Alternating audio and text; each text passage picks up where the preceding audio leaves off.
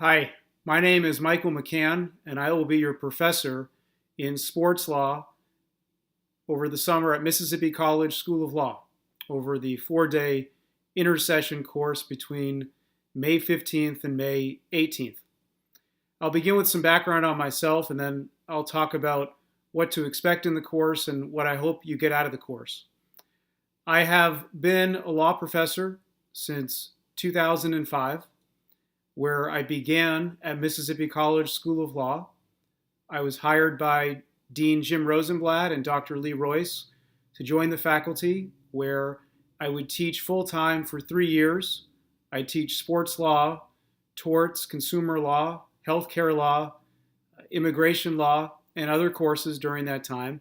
And I've remained affiliated with MC Law since 2008 as well. During that time, since 2008, I've been the Distinguished Visiting Hall of Fame Professor of Law. And it's been an honor to teach every summer at the law school and meet new students every year. Prior to teaching, I practiced full-time as an attorney, and part of my practice was sports law. I was an attorney for a football player who sued the NFL. I was on the legal team of Maurice Clarett in his case against the NFL over its age eligibility rule, which we'll talk about in the class during our week. And I got into that opportunity because when I was in law school, I had written a note and published it on players who wanted to go from high school to the NBA. I did a study on that issue, and I looked at the antitrust and labor law implications of it, and I also looked at some of the empirical data as well. And it was published, and after I graduated from law school, I practiced law, and then Maurice Clarett happened to bring this case against the NFL. And his main lawyer, Alan Milstein, brought me onto the legal team, and it was an amazing opportunity to be part of that case, especially at such a junior point of my career as an attorney, and it really changed my career. Unfortunately, we didn't win the case, but it was a great opportunity, and we'll talk about the case. And I mention it in part because when you're thinking about how to get into sports law, it isn't just about becoming a lawyer for your favorite team or being a charismatic agent. It's also about writing and writing well and gaining opportunities by taking on topics that might not have been written about to the same extent as other ones. So in this course, we will talk about sports law as a career. I'm sure many of you are interested in becoming attorneys for teams or sports agents, or perhaps work for a university in their athletic office as a compliance officer, where increasingly many of them are attorneys.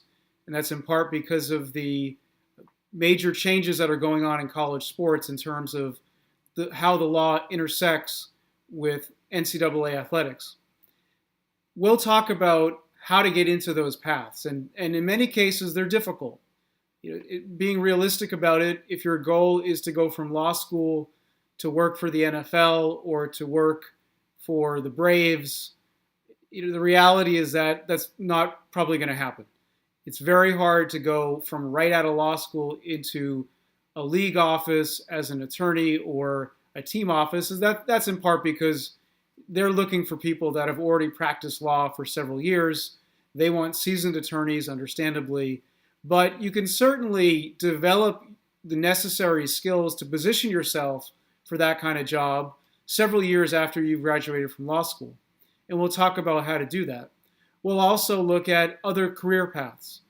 I mentioned a few minutes ago that becoming an attorney for a university in their athletic office, functioning as a compliance officer, that's actually a growing field. That's something that I have had students do, a number of students do. They've graduated from law school and then they've been hired by universities. And that's one path of getting into college athletics.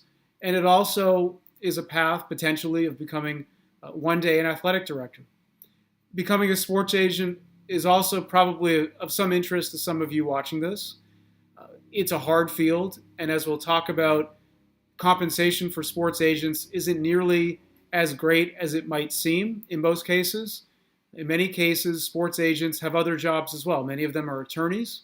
They may have a law practice and then function as a sports agent as well. Some of them are accountants as well. So we'll talk about how commissions work and why it's certainly a career path that's a possibility right out of law school, but it's also one that I would approach with some caution just because it's hard to pivot from a legal education into a well enough paying position as an agent that would be able to pay off student loans and the like. We could also talk about, and we will talk about, litigating. And that's how I got into sports law, by doing labor and antitrust litigation, which has a clear nexus to sports law. And I'll go through how I got into the industry when we meet up on Monday, May 15th. But I wanted to mention how the course will go so you have a better understanding of what to expect.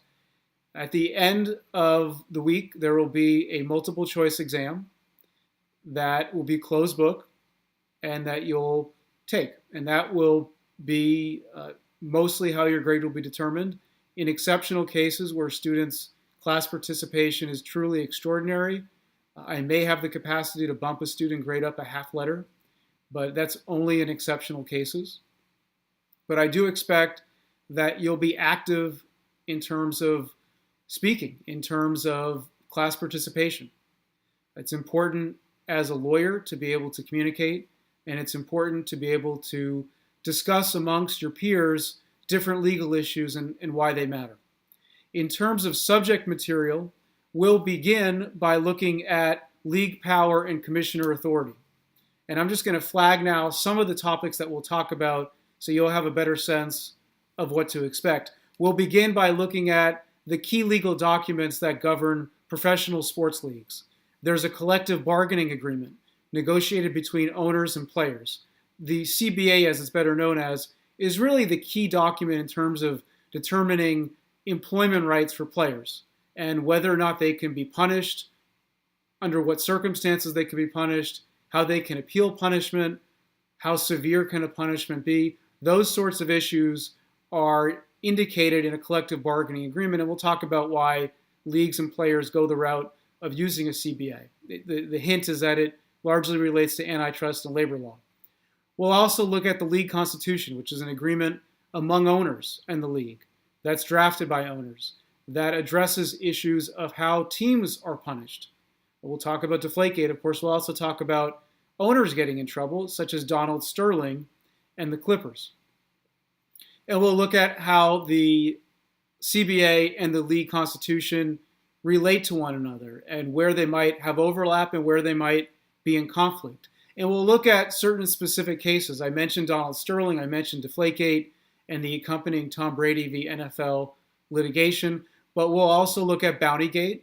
Further, we'll look at Charlie Finley and his legal dispute against the commissioner of baseball at the time, Bowie Kuhn, over how a trade is approved by the league. Finley wanted to basically sell off player contracts, and Major League Baseball said you can't do that under what's called the best interest of the game authority, which we'll look at. And Finley went to court and ultimately lost. We'll also look at Pete Rose. Pete Rose, of course, is the former manager of the Cincinnati Reds. He was also one of the best players of all time, played for the Reds. We'll look at his betting scandal and its legal aftermath and how baseball had issues in terms of punishing him, the manner in which they went about doing so. We'll also look at personal conduct policy. We'll look at Adrian Peterson, Ray Rice, how the NFL punished those players and how those players waged legal battles to combat those punishments. As will be a recurring theme in this course, process really matters in terms of how leagues go about doing their work and how they apply different contractual relationships. On Tuesday, we'll turn to certain labor and antitrust issues and also health issues, primarily in pro sports. We'll look at probably the most famous sports law case of all time, and that would be Curt Flood versus Major League Baseball. Curt Flood was the player who challenged the so-called reserve system, where teams could renew player contracts year to year. Players couldn't become free agents unless Their teams let them flood, challenge that policy. He used antitrust law to do so. He actually failed in the lawsuit, but we'll talk about how, even though he didn't succeed, his arguments ultimately won out and players were able to obtain free agency rights. We'll also look at minor league player litigation over wages, why minor league baseball players are paid so little, why antitrust law isn't a remedy for them while they're instead looking at wage laws. We'll also similarly look at cheerleader litigation. How much should cheerleaders be paid? Are they being underpaid? What are their contractual rights? How does minimum wage work into this? How does overtime pay work into this? Literally the issue of how to compensate players will be a big part of what we talk about on Tuesday. We'll also look at lockouts and strikes and how they work in pro leagues. Why we see lockouts nowadays instead of strikes. What are some of the issues that come up? Whether or not leagues can lawfully lock out players. The other Tom Brady case, he sued the NFL back in 2011 over lockouts, he and a bunch of other players. We'll look at that litigation. We'll also look at the case that I was a part of, Maurice Clarett versus NFL, and the legality of age restrictions. And then we'll look at drug testing, the different legal issues that come up in terms of drug testing policies.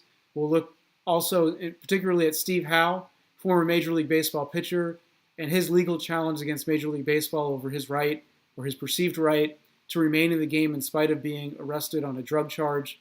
We'll look at the role of the Americans with Disabilities Act and disabilities law, including in relationship to alcohol. Roy Tarpley in particular will look at his argument against the NBA. Tarpley was an excellent NBA player who unfortunately had some major alcohol issues and was ultimately thrown out of the NBA. His effort to come back and use the Americans with Disabilities Act in an attempt to do so. And then we'll look at concussion litigation against the NFL, against the NCAA, against the NHL. Where is it? What does it portend for the future? And we'll look at injuries that occur by athletes on athletes violence, including in hockey and football. And we'll look at fan injuries, getting hit by a foul ball and the like. What is the legal aftermath of that? On Wednesday, we will turn to sports agents and also some intellectual property law issues. So there we're going to look at, if you're interested in becoming a sports agent, what are the core duties of becoming an agent? Duties to avoid conflicts of interest. We'll look at Detroit Lions and Billy Sims versus Jerry Argovitz, where a football player, his agent was also the owner of a pending owner of another team, and some of the interesting legal issues that came about. We'll look at how agents are routinely in conflict. A lot of agents, in some cases, represent both quarterbacks on a team, or they represent the shortstop in Major League Baseball and the AAA shortstop of that same Major League team.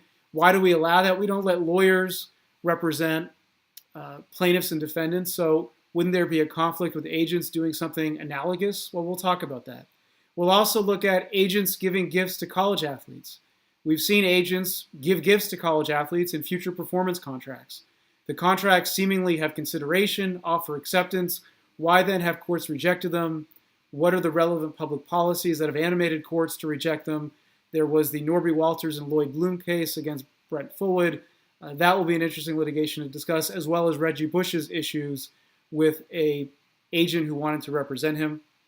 We'll look at how much money you make as an agent, some of the background business issues, and then we'll look at morals clauses in contracts, particularly in the context of endorsement deals, where an agent's commission is actually often higher than in an employment contract. What are morals clauses? Why do they matter, particularly nowadays, especially with social media, where you have players saying things that a company that the player endorses might object to on grounds that it's either not politically savvy and the like, or simply offensive. Then we'll look at the Washington Redskins and trademark law. What are the relevant legal issues, but also why those issues might be different than in the context, say, of the Cleveland Indians, or in college sports, the Mississippi College Choctaws. Why is that allowed? Well, the NCAA has some interesting rules that allow tribes to work with universities on maintaining names, and we'll talk about how those rules work. We'll look at social media law. Laramie Tunsil, former Ole Miss player, he had some issues before the NFL draft. Could he have brought a lawsuit over what happened to him? what would have been his claims. And we'll look at other players, including Dalvin Cook, who was just in this past NFL draft where he had somebody, a so-called saboteur, trying to hurt his name and reputation. What are his legal rights? And then we'll look at Jason Pierre-Paul's lawsuit against ESPN, disclosure of medical records. Along those lines, we'll look at the concept of newsworthiness and Hulk Hogan's case against Gawker. What is newsworthy? Is a sex tape newsworthy? Does an accompanying story along with the sex tape make it newsworthy? Some very interesting issues about what we consider to be news nowadays, probably a little bit different than what was conceived of years ago. We'll also look at the most relevant sports broadcasting law, and that's the Sports Broadcasting Act, a law passed over 50 years ago, and yet it still regulates the broadcasting of sports. Along those lines, we'll look at what's called a la carte programming, where cable subscribers can pick their own channels rather than buying them in bundled packages. We'll look at cord cutting and how it relates to some recent trends, including the unfortunate layoffs at ESPN. We'll talk about how those layoffs connect to the Sports Broadcasting Act and a la carte programming and cord cutting and similar themes. The last day, on Thursday, May 18th, we'll turn to high school sports and NCAA legal issues. We'll look at high school eligibility issues, including outside competition rules, age eligibility rules for athletes, geographic restrictions that make it harder for religiously affiliated schools to compete with public schools. We'll look at homeschooling. Should homeschool athletes be eligible to play on their local public team sport, even though they're not students there, but their parents are paying taxes? Some interesting legal issues that we'll talk about. We'll do an overview of the NCAA, how it was formed actually to promote safety, not to what its critics would say exploit its athletes. We'll look at the NCAA enforcement process, including the famous Jerry Tarkanian Supreme Court case. We'll look at the fake classes scandal at UNC, academic integrity. We'll look at Ole Miss NCAA violations and the advantages of self-reporting, how that works, how that worked with Ole Miss, and how it's worked with other schools and schools that didn't pursue that path. Then we'll look at the most significant college sports case. That would be Ed O'Bannon versus the NCAA and Electronic Arts. O'Bannon prevailed in proving antitrust injury. We'll look at the aftermath of that case, and including the aftermath, we'll look at Martin Jenkins versus NCAA, where the claim, it's an antitrust claim over whether or not universities have joined hands in a conspiracy to cap the value of athletic scholarships to the grant and aid, which is basically room, board, tuition, books. How much would, say, Jameis Winston have gotten in a scholarship if he had been able to negotiate it in a free market where schools are bidding for him? We'll look at the legal issues there and how that goes to the heart of the Jenkins case. And we'll look at whether or not college athletes are employees under state and federal labor laws. We'll look at the Northwestern Players Football Petition, interesting issues there, and potential future ones that are going to come up. And we will end the class on a very important topic, and that would be Title IX. We'll look at gender equity in college sports. We'll look at some of the accompanying case law, including Heather Mercer versus Duke, a freshman who wanted to play on the Duke football team. Did she get to join the team? Was she on the team? Those issues ended up being pretty important in the litigation. And we'll talk about that case and many others during our course. So I look forward to meeting each and every one of you. I think we're going to have an awesome class. I think it's going to be a lot of fun. I think you're going to learn a lot. The interesting thing about sports law is that it sounds perhaps a little bit light. You think, oh, sports law, it's games, but the legal issues are actually not light. In some cases, they're complicated. And even if you don't go into sports law, you're going to learn a lot about antitrust law, labor law, contract law, intellectual property law, administrative law. And you'll be able to take from this class important legal principles that might help you in other classes and that I think will help you as attorneys as well. Thanks very much, and I look forward to meeting you soon.